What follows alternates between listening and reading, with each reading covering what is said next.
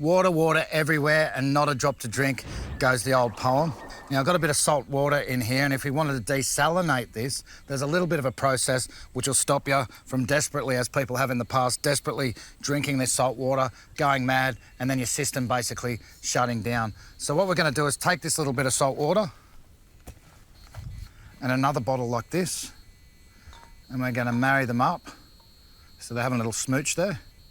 And you don't want the water to go up over the lip here, or when it starts to heat up or even boil sometimes, it'll bubble up and you'll get some of the salt water over here. What we want is the mist to basically travel through here, the condensation, to travel through there, build up, build up, build up in the other bottle, then drip down the sides, and we should get a few mouthfuls of water, fresh, clean water, just out of this bottle here. So you can do it on a much larger scale with bigger bottles, but to get started, just to show you how this process works, I'm going to pop these down for a sec. Now, if you didn't have a shovel, I'm going to grab a shovel and get some coals and put them in here. If you didn't have that, you can actually start your fire here and keep your fire there as another option.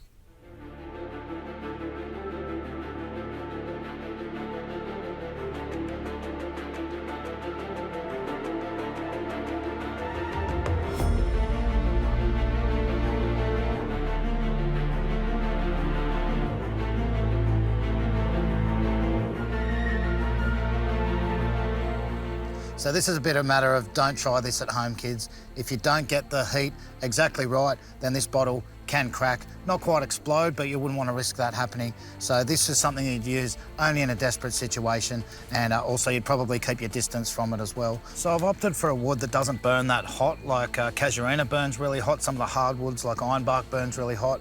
I've got some Banksia here, which is a medium density wood, which isn't going to make it so hot that you're going to crack your bottles. But basically what's going on here is this is starting to heat up, and it's starting to bubble a little bit already on this side. So the salt water is going to heat up, and then that steam is going to travel along the bottleneck into the other bottleneck, and I can already see some condensation starting to build up on the inside here, and that's going to build up, drop down the walls of this other bottle, and we should get a mouthful or two of water on this side as well.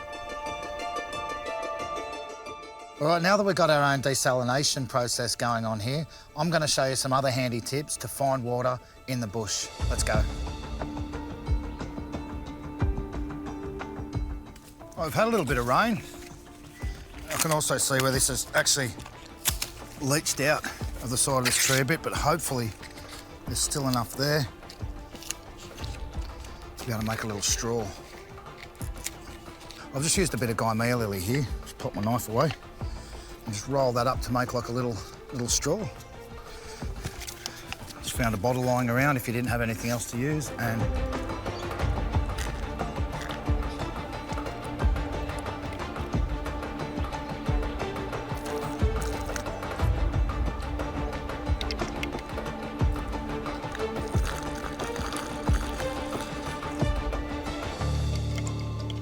I did have a quick look in there before to make sure there was not a little dead rat or a lizard or something like that, but there we go. Some nice fresh water.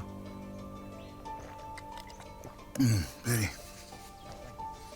Another use for the Goin lily is it traps water quite well in its own right. So I'm just gonna get in here. You've got to put your knees into this, and it doesn't harm the plant in doing it.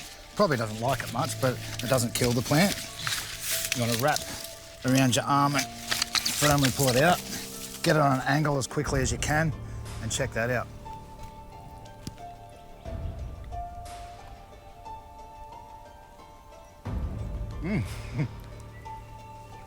Still coming. Not only can you take the water out of this, and there's still a bit left in there, quite a bit left in there, you can also get some really carb-rich material out of that as well. So you've hydrated yourself and got your carbs up.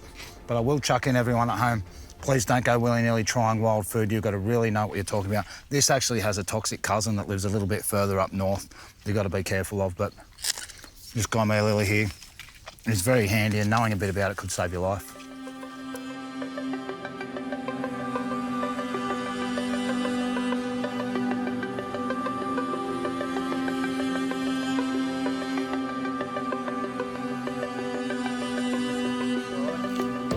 Well, as you can see, everything from the salt water bottle has nearly completely evaporated. Oh, a tiny little bit at the bottom there. And you can also see quite a lot of salt build up around the bottleneck there. And over in our fresh water, we've left that to cool a little bit. Let's check that out. We've actually got a really decent amount of water. Look at all that. And here's a taste test.